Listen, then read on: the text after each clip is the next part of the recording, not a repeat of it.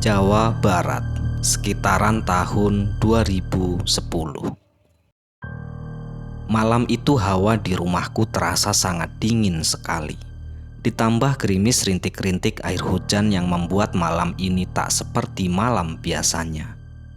Kala itu masih sekitar jam 8 malam, namun di luaran tak terlihat satu orang pun.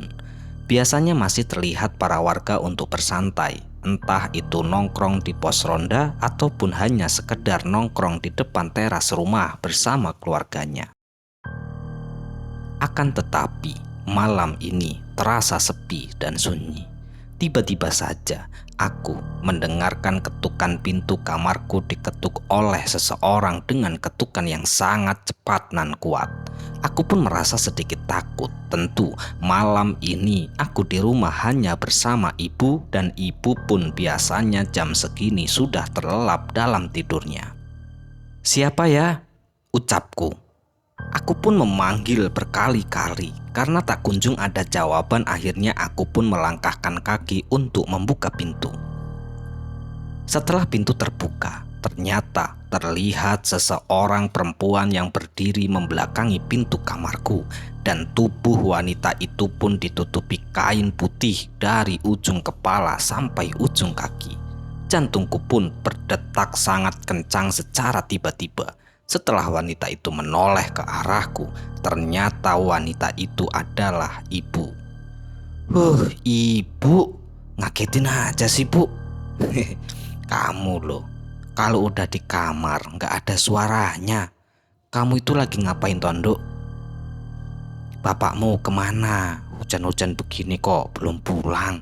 ucap ibu sembari membuka kain mukena yang ia pakai. Tadi sih bapak bilang katanya mau ke rumah Lek Yuti," jawabku sembari memegangi daun pintu. Bapakmu tuh ngapain sih kesana terus? Kan sudah tahu kalau Yudi itu orangnya suka judi, Nduk. Nanti bapakmu ikut-ikut bermain judi, timpal ibu kembali. "Ya, perkenalkan, namaku Eti. Aku berasal dari daerah Jawa Barat. Aku tinggal di sebuah kampung di pinggiran salah satu kota yang ada di daerah Jawa Barat. Sedangkan aku adalah anak ketiga. Semua kakak-kakakku sudah berumah tangga dan kini mereka semua sudah tinggal bersama keluarga kecilnya. Kakak yang pertama tinggal di Jakarta, sedangkan kakak yang kedua tinggal di daerah Surabaya. Ya, bapakku memang akhir-akhir ini sering bersikap aneh. Padahal jika dibilang ekonomi keluargaku lumayan cukup. Karena bapakku menjadi seorang kontraktor. Namun beberapa bulan belakangan ini bapak tak kunjung mendapatkan tender. Setiap harinya bapak selalu menghabiskan waktunya di depan handphone dan laptopnya. Entah mencari tender atau apalah yang dikerjakan bapak, aku pun tak tahu. Akan tetapi minggu lalu aku sempat melihat bapak sedang bermain trading di laptop. Ya, semenjak itulah bapak mulai bersikap acuh. Kadang ia sering sekali kala ia sedang mendapatkan hoki. Namun jika bapak kalah, bapak pasti murung. Bahkan tak segan-segan ia membanting HP yang sedang ia genggam. Tidak hanya sekali, sudah berulang kali bapak bersikap seperti itu. Ditambah keuangan keluarga saat ini mulai menipis, sikap bapak pun semakin menjadi-jadi. Bahkan sering sekali bapak marah tanpa alasan. Aku dan ibu yang tak tahu apa-apa terkadang diomel-omeli oleh bapak berlalu pergi entah kemana. Padahal di kampung tempat tinggalku, keluargaku dikenal sangat mapan dalam segi ekonomi. Mobil kami sudah punya, rumah pun cukup besar. Akan tetapi hutang pun sangat banyak. Kala bapak sedang adu tender, bapak tak segan-segan berhutang kepada teman dekatnya.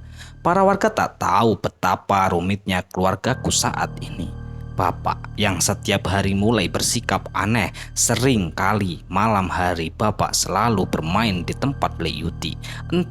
Entah sedang berdiskusi apa. Hari demi hari pun dilewati oleh keluarga kami penuh dengan kerumitan. Ditambah bapak sudah mulai dimabuk bermain judi online dan sebuah trading.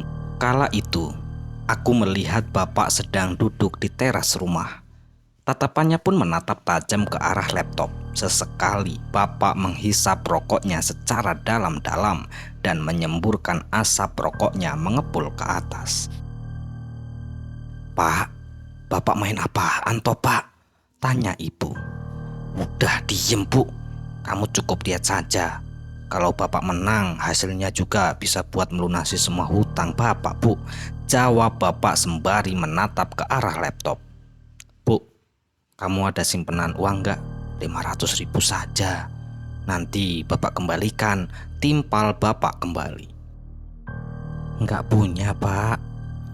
"Walah, kamu itu jadi istri memang nggak becus. Nggak bisa kamu itu pegang uang. Boros banget kamu sih bu," celetuk bapak sembari ngomel-ngomel tidak jelas. Dan singkat cerita, setelah sekian lamanya bapak dimabuk trading dan judi online, bapak tak kunjung menang, justru sebaliknya hutang semakin menumpuk saja. Kala itu, tepat di waktu pagi hari, bapak pergi entah kemana membawa mobil yang kami miliki. "Pak, bapak mau kemana sih pak?" tanya ibu. "Bu, bapak mau pergi dulu. Mungkin sekitar 3 hari bapak baru pulang," jawab bapak sembari memasukkan tas ke dalam mobil. Setelah bapak melajukan mobilnya, ibu melihat dari halaman rumah ternyata bapak berhenti di depan rumah Lek Yudi. Tidak lama kemudian, setelah Lek Yudi memasuki mobil, bapak pun memacu mobilnya meninggalkan kampung tempat tinggalku. Entah bapak akan pergi kemana, tidak ada yang tahu kala itu. Waktu pun berputar dengan cepat. Ibu yang kala itu khawatir dengan kepergian bapak. Tepat di waktu sore hari, ibu mengajakku untuk ke rumah Lek Yudi bermaksud untuk menanyakan kepada istrinya. Akan tetapi istri Lek Yudi pun sama dengan ibu. Ia tak tahu akan kemana suaminya dengan bapak kala itu. Sedangkan bapak yang berada di dalam mobil bersama Lek Yudi, ia menghabiskan waktu selama perjalanan bercanda gurau. Dan sesekali mereka membicarakan tentang hasil yang akan mereka dapatkan setelah meminta bantuan kepada salah seorang yang tinggal di daerah Jawa. "Yud, kamu yakin nggak Mbah Sigit bisa melipat gandakan uang ini?" tanya bapak serius kepada Lek Yudi sembari menatap jalanan beraspal. "Iya Kang, bahkan Mbah Sigit bisa melipat gandakan 100 kali lipat," jawab Lek Yudi. "Ini Kang alamatnya," timpal kembali Lek Yudi sembari memperlihatkan handphonenya kepada bapak. Kemudian bapak pun menambah kecepatan berkendara. Jalan demi jalan mereka susuri hingga akhirnya mereka pun telah sampai di daerah Jawa Tengah. Ya, bapak ternyata bersama Lek Yudi akan pergi ke rumah seorang dukun yang berada di daerah Jawa Tengah. Konon dukun itu adalah seorang yang sangat sakti mandraguna. Tak hanya bisa menyembuhkan penyakit, dukun itu pun bisa melipat gandakan uang. Ya, dukun itu bernama Mbah Sigit. Ia berasal dari daerah Jawa Tengah. Bapak bersama Lek Yudi kala itu mendapatkan informasi dari salah satu platform media sosial dalam postingan sang dukun yang mengatakan bahwa ia bisa melipat gandakan uang.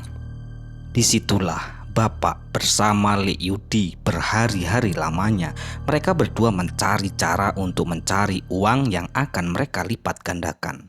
Lek Yudi mendapatkan uang dengan cara berhutang, sedangkan bapak menggadaikan kebun yang kami miliki dengan nominal yang cukup fantastis kala itu. Dan singkat cerita, setelah mereka sampai di sebuah desa kecil yang ada di daerah tersebut, bapak pun disambut hangat oleh Mbah Sigit dan satu orang pembantunya yang bernama Pramono. Mereka berdua pun dipersilahkan masuk ke dalam rumah. Mbah Sigit menjamu bapak bersama Lek Yudi sangat baik di ruang tamu rumah Mbah Sigit. Dan disitulah Mbah Sigit mulai mengutarakan semua persyaratan yang akan dipergunakan untuk ritual penggandaan uang. "Pak, sebelum ritual bapak harus siapkan dulu syaratnya.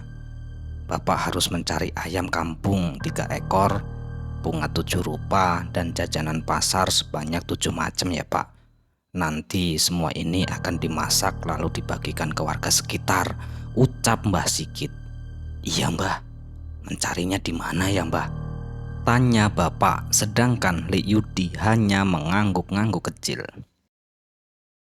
Di pasar sana Pak. Ya wis, kalau bapak belum ada syaratnya, bapak bisa cari dulu sana, timpal kembali Mbah Sigit.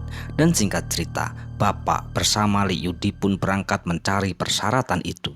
Setelah semua sudah mereka dapatkan, mereka berdua pun diajak oleh Mbah Sigit masuk ke sebuah ruangan kecil yang ada di dalam rumahnya. Ruangannya pun sangat gelap, hanya ada pencahayaan remang-remang dari lampu berwarna kuning yang redup. Nampak jelas di tembok seluruh ruangan itu dipenuhi dengan berbagai macam pusaka. Ada keris, ada kain kafan yang membuntali entah apa, dan masih banyak lagi pusaka-pusaka yang tergantung di dinding-dinding ruangan yang gelap gulita itu. Aroma khas seorang dukun pun tercium sangat menyengat menusuk hidung mereka berdua.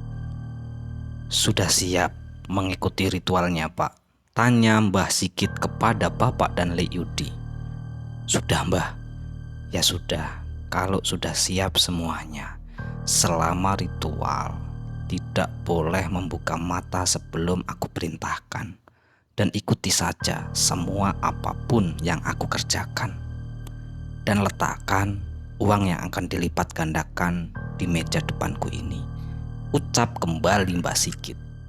Dan kala itu bapak lalu meletakkan uang yang berada di dalam plastik hitam yang berjumlah 50 juta hasil menggadaikan kebun milik keluarga. Sedangkan Lik Yudi memberikan uang sebesar 10 juta.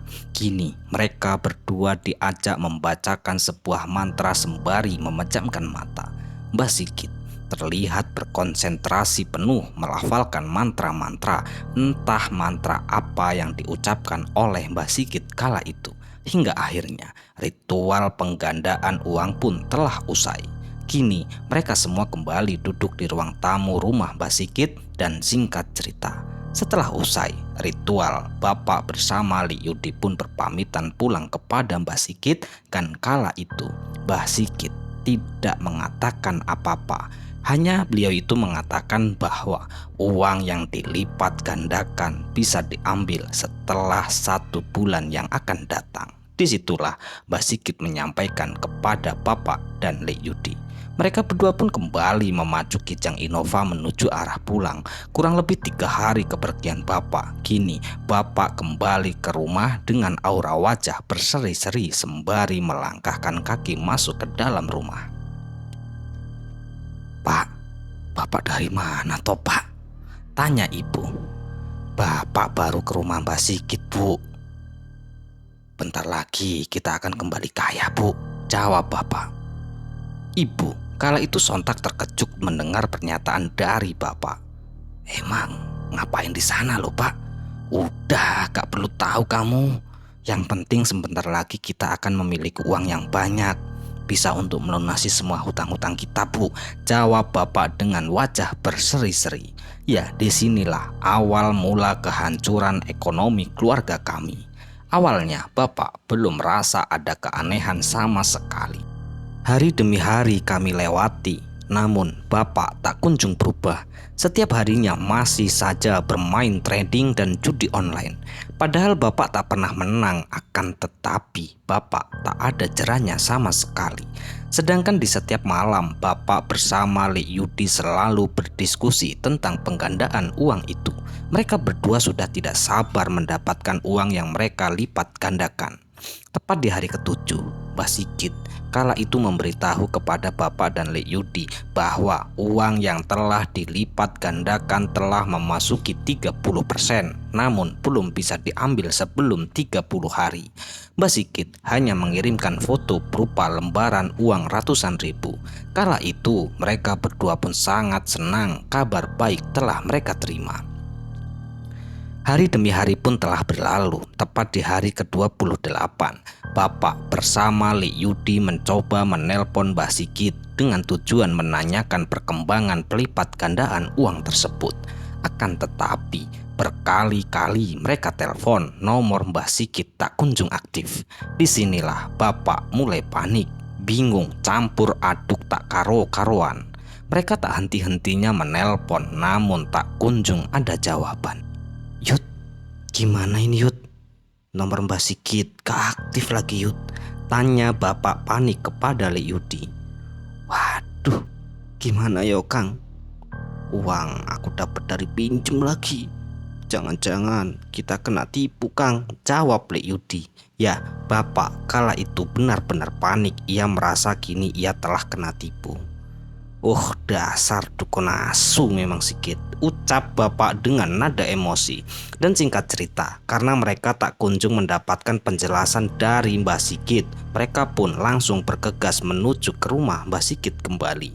Sesampainya di rumah Mbah Sigit, mereka berdua pun langsung ke rumah Mbah Sigit tanpa basa-basi.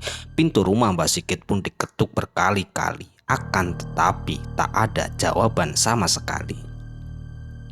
Mereka berdua pun tak menyerah. Bapak mencoba mencari informasi kepada warga sekitar, dan di saat itulah bertepatan sekali bapak melihat seorang pemuda sedang berjalan kaki. Mas, maaf, mau nanya Mas, Mbak Sigit kemana ya? Kok rumahnya sepi banget? Tanya bapak. Oh, Mbak Sigit Pak, kemarin sih aku lihat Pak Sigit sudah pindah, rumahnya juga sudah dijual Pak, jawab pemuda itu. Waduh Yud, Pak Sigit wis minggat, piye Yud? Tanya bapak kebingungan. Dan singkat cerita, setelah mereka tak kunjung mendapatkan info, mereka pun langsung pulang dengan keadaan lemas tak berdaya. Setelah kejadian itu, ekonomi keluarga kami pun perlahan demi perlahan mulai hancur. Kebun yang digadaikan bapak telah disita, sedangkan rumah bersama mobilnya pun dijual untuk melunasi semua hutang-hutang bapak. Kini bapak hanya meninggal penyesalan. Setelah tak mempunyai harta lagi, keluarga kami pun menumpang di rumah orang tua ibu. Kini setiap hari bapak bersama ibu selalu bertengkar. Hampir saja sebuah perceraian terjadi, namun ibu selalu bersikap sabar menghadapi ujian dalam rumah tangga ini. Hingga akhirnya bertahun-tahun kami hanya tinggal penuh dengan kesederhanaan, namun selalu merasakan kebahagiaan. Kini bapak beralih profesi menjadi seorang petani. Semua hobi buruknya pun perlahan ia hilangkan. Dan di saat ini aku bersama ibu dan bapak hanya hidup bahagia di rumah warisan orang tua dari ibu. Kehidupan memang selalu berputar. Nasib seseorang tak ada yang tahu. Semoga setelah kejadian ini kami mendapatkan pelajaran yang sangat berharga dan tak pernah kami lupakan selama kami masih hidup. Kini usiaku sudah tumbuh dewasa dan aku pun telah menikah dengan seorang lelaki pujaan hatiku. Dan aku pun tinggal di daerah Jawa Barat ikut bersama suami. Setiap hari raya dan hari-hari libur, aku bersama kakak-kakakku selalu temu kangen dan menjenguk keadaan orang tua yang ada di rumah. Kini bapak bersama ibu sudah mulai menua, menjalani kehidupan penuh dengan kesederhanaan. Namun kehidupannya lebih baik dibandingkan kehidupan di masa-masa lampau. Hidup bahagia bukanlah karena berapa banyak harta yang kita miliki, akan tetapi rasa syukur yang selalu tertanam di dalam hati. Selesai. Ya, sekian cerita dari salah satu sahabat kita ya. Semoga cerita ini bisa menghibur dan cerita ini bisa bermanfaat yang kami harapkan. Dan kami ucapkan terima kasih banyak kepada teman-teman semua yang telah mendukung kami. Semoga amal kebaikan teman-teman dibalas oleh Allah Subhanahu wa Ta'ala berupa hal-hal yang lebih baik dan lebih bermanfaat dalam kehidupan kita semua. Dan untuk teman-teman dimanapun berada yang sedang sakit, semoga diberi kesembuhan. Yang sedang mengalami kesulitan, semoga diberi kelancaran dalam segala hal. Amin, amin ya robbal alamin. Dan tak lupa kami ucapkan mohon maaf yang sebesar-besarnya jika ada kata-kata yang salah yang kami sampaikan di dalam cerita. Dan semua yang ada di dalam cerita, baik dari nama, tokoh, alamat, dan sebuah kejadian, sudah kita samarkan. Dan kami mohon maaf jika ada kesamaan baik dalam cerita ataupun nama dan lain sebagainya. Sekali lagi kami ucapkan mohon maaf yang sebesar-besarnya. Bye, sampai jumpa di cerita selanjutnya. Akhirul qouli, wassalamualaikum warahmatullahi wabarakatuh.